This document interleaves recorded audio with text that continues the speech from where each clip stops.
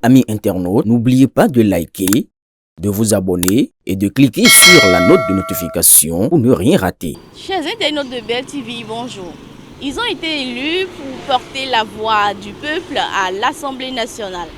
Les députés de la 10e législature entament leur mandat dans un contexte marqué par de fortes attentes sociales, économiques et politiques. Mais que demandent réellement les populations à leurs représentants? Quels espoirs placent-elles en ces nouveaux députés?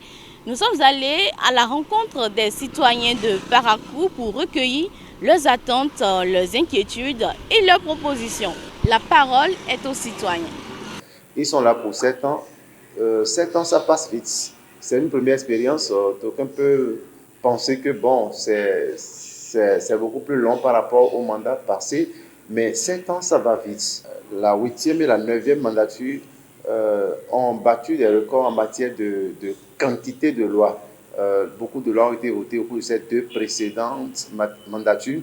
Et ces lois ne sont pas toutes parfaites. D'ailleurs, aucune œuvre humaine ne peut être parfaite. Nous savons tous qu'il y a des lois qui sont chrysogènes.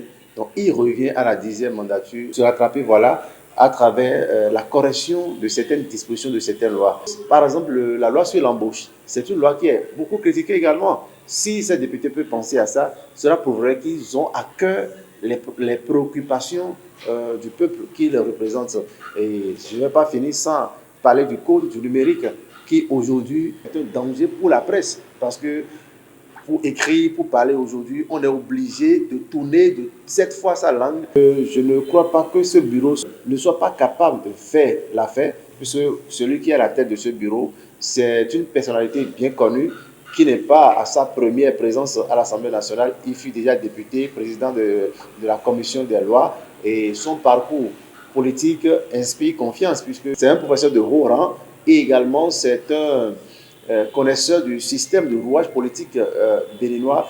Il fut également président de la Cour constitutionnelle. Donc tout ça, ce n'est pas rien, c'est quelque chose.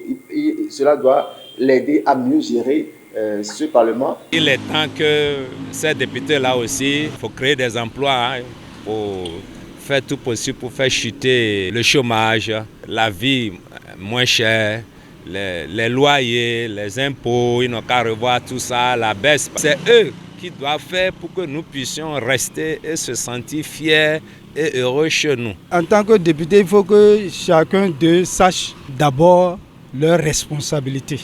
En tant que représentant de la population, il leur faut vraiment la vérité, la sincérité.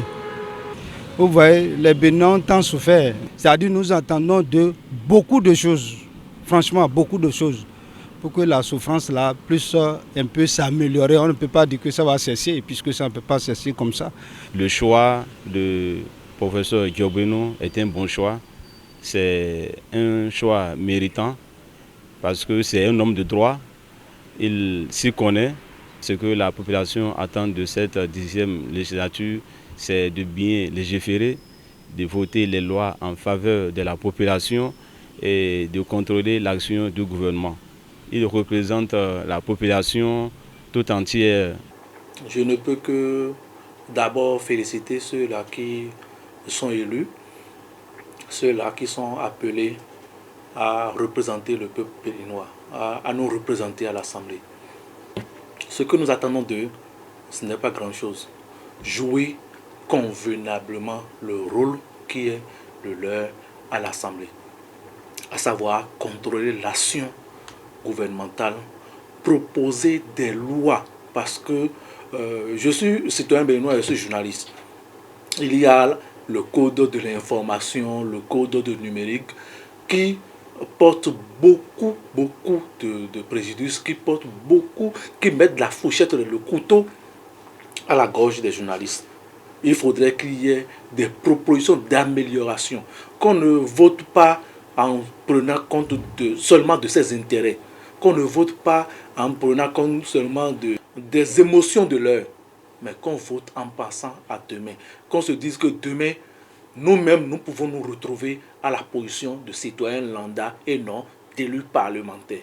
Nous attendons de nos députés un véritable contrôle de l'action gouvernementale, des interpellations du gouvernement sur des sujets qui vont fâcher ou des sujets que le citoyen lambda peut prendre comme une oppression de sa liberté. Que les députés puissent avoir le courage d'interpeller le gouvernement et poser des questions sur ce qui ne va pas, ce qui va. Et je pense que cette législature a le devoir de travailler convenablement pour que le Béninois qui pense que l'absence de l'opposition à l'Assemblée est un boulevard pour le gouvernement.